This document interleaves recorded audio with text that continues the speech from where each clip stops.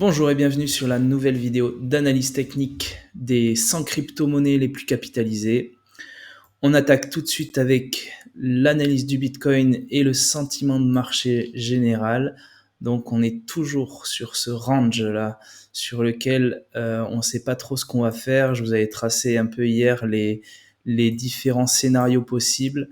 Une cassure vers le haut, une correction qui semble le scénario le plus probable, une correction vers ici ou un peu moins basse vers là, pour ensuite recasser à la hausse.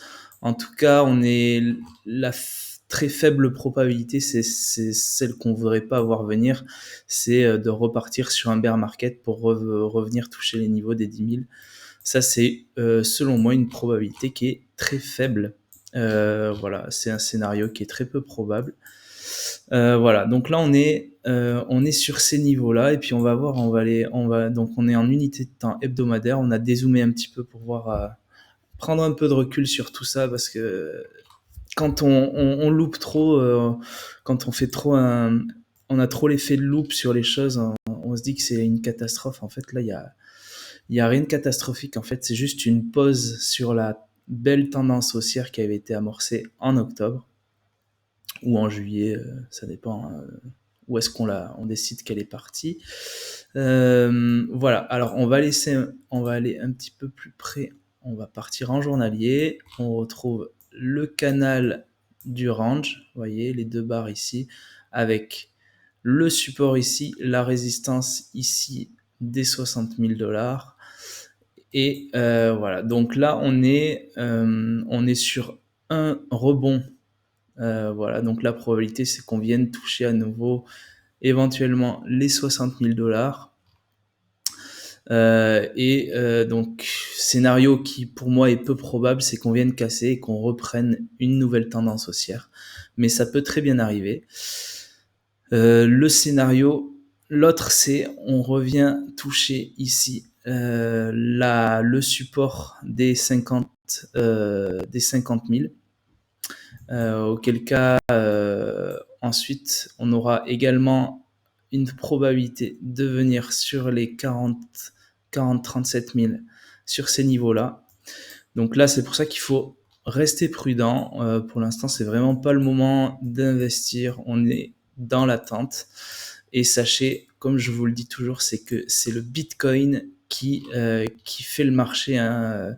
Alors évidemment, les cryptos, les altcoins vont pouvoir performer malgré tout. Mais on va essayer, on va faire une petite analyse ensemble. Je vais vous montrer ça tout de suite. En fait, à chaque fois que le Bitcoin perd ou a une belle barre rouge, en fait, on a de suite l'ensemble du marché des cryptos qui chute avec lui. Je vais vous prendre juste la barre, donc la bougie journalière du 10 mai. Je vous avais fait la vidéo le matin, mais dans la journée, voilà, on a perdu entre environ 4%, 4-5% dans la journée. Si on regarde sur l'ensemble du marché des cryptos, à part évidemment certaines exceptions, on peut retrouver à chaque fois cette barre rouge. Vous allez voir ça tout de suite. Alors, l'Ethereum, lui, ça fait partie des des cryptos qui sont en grosse tendance haussière, donc ils prennent pas trop attention à ce qui se passe sur le Bitcoin. Mais regardez, en fait, on a cette mèche qui est venue toucher les moins 15%, donc le 10 mai, la journée du 10 mai, vous voyez. Voilà, c'est juste pour renseigner là-dessus. Et quand on va voir les autres altcoins, on voit que le Ripple, lui, si on prend même pas sans les mèches, hein, c'est-à-dire sans les petites mèches que vous voyez qui vont bien plus profondes, là le XRP lui avait perdu aux alentours de 10%, donc deux fois la performance qu'avait fait, deux fois moins que ce qu'avait fait le Bitcoin. Et c'est pareil partout en fait. Je peux prendre au hasard, vous voyez là, le 10 mai, on a cette barre rouge. Hop, et on est venu retracer de 11%. Vous voyez, juste le 10 mai sur l'Atom USD. Alors là, c'est juste des exemples, mais si vous regardez, en fait, je vous laisse faire votre analyse. Hop, on a partout cette barre rouge qui apparaît. Est-ce que ça veut dire pour autant que les tendances sur les altcoins sont annulées? Non, pas du tout. Pas du tout. C'est juste en fait une remarque que je voulais faire, une analyse pour vous dire de faire attention parce que si jamais on a le Bitcoin qui décide finalement de venir retracer, c'est-à-dire qu'on va avoir une séquence de bougies rouges qui vont être beaucoup plus importantes. Et si on vient corriger encore plus, ça veut dire qu'on va sera malgré tout, en tout cas selon moi, un impact important sur le marché haussier que peuvent développer actuellement tous les altcoins. Voilà, donc ça c'est l'analyse que je voulais vous faire et c'est de rester toujours prudent quand vous prenez des positions. Si jamais vous voulez acheter, c'est toujours de faire une analyse en amont du Bitcoin pour voir où est-ce qu'il en est. Est-ce qu'il est sur un point bas? Est-ce qu'il est sur un point haut? Quelle est sa probabilité de partir à la hausse ou à la baisse? Faire toujours très attention à ce que fait le Bitcoin parce que évidemment toutes les crypto-monnaies sont corrélées à lui. On enchaîne avec l'Ethereum. Ben lui, vous voyez, il continue dans sa tendance haussière. Il s'envole littéralement aux cieux. Pour ceux qui ont pris position relativement tôt ici, c'était lors de mes débuts de vidéo, j'avais annoncé ici qu'il y avait un début de tendance, une probabilité d'occurrence forte à la hausse d'un début de tendance haussière. Ici, voilà, là on a quand même fait une belle performance. On a presque que des bougies vertes. Vous voyez, on a fait 70% de performance. Alors ça veut pas dire que ça peut pas aller plus haut, mais là va y avoir certainement des prises de profit qui vont être faites. Voilà, ça peut pas monter en fait en flèche comme ça. C'est les crypto-monnaies, la bourse, il y a toujours des vagues. Et là, ce serait très sain, très très sain, et ce serait tout à fait normal qu'on voit un petit rebond, donc une petite correction, une petite consolidation sur les 3000, 3500. Ce serait tout à fait logique, quoi.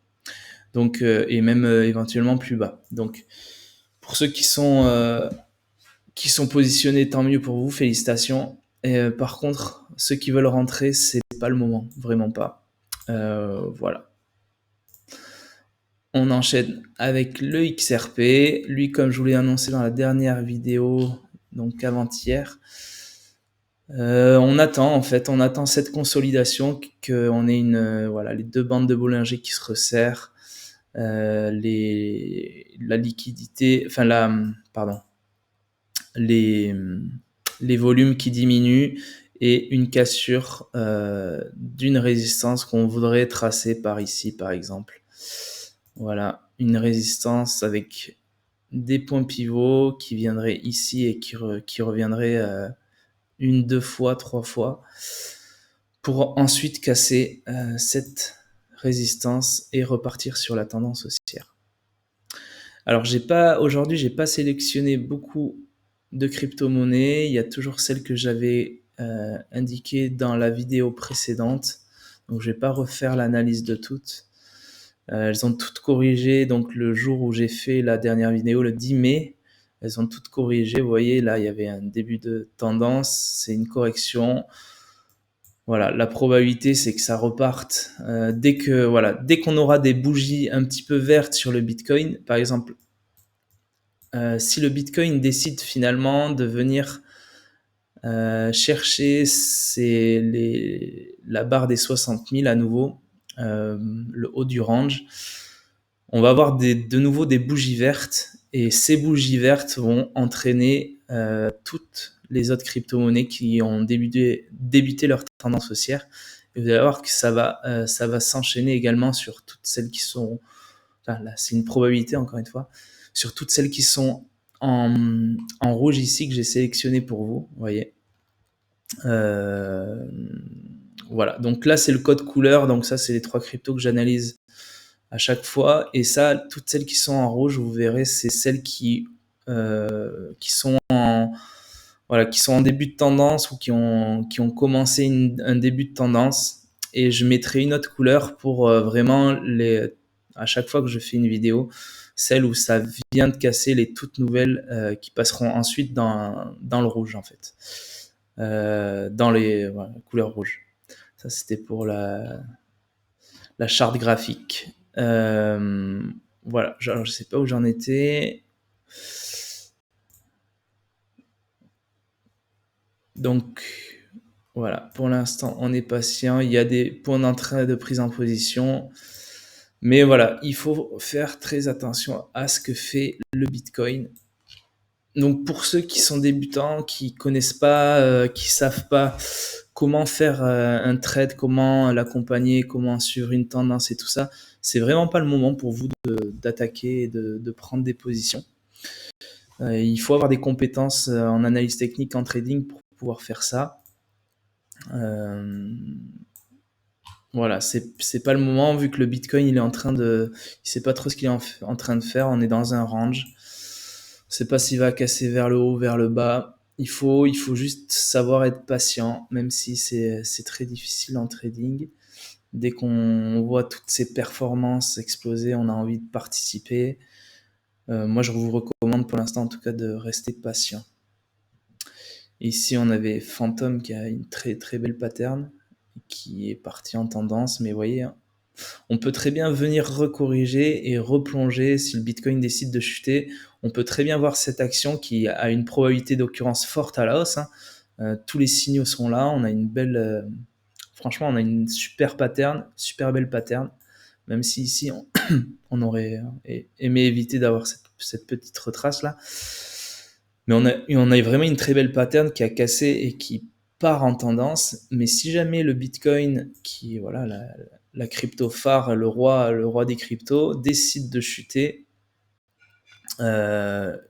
fort, on peut très bien voir cette crypto chuter, casser ce support-là ou cette ancienne résistance, vous l'appelez comme vous voulez, et repartir vraiment vers le bas. Ça peut très bien arriver. C'est pour ça que je vous recommande de rester très prudent. Matic, elle s'envole, vous voyez. Alors ça, c'est pareil, c'est une des cryptos sur laquelle j'avais fait une analyse technique et je vous avais dit en fin avril, là, je vous avais annoncé cette belle cassure.